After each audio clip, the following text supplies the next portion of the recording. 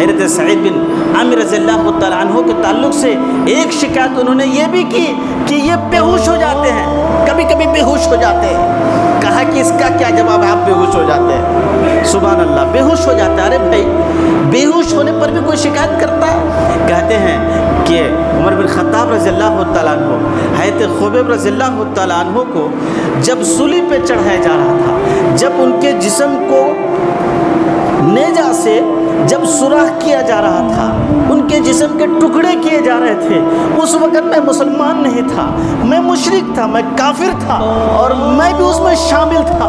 इसीलिए जब उस मंज़र को मुझे याद आता है तो उस वक़्त मुझे गशी तारी हो जाती है, मैं बेहोश गिर जाता हूँ। वो मंज़र जब मुझे याद आता है कि मेरे भाई को काश कि उस वक़्त मैं मुसलमान हो गया होता, मेरे भाई की मैं इज्जत बचाता, मेरे भाई के जिस्म के टुकड़े टुकड़े कर रहे थे।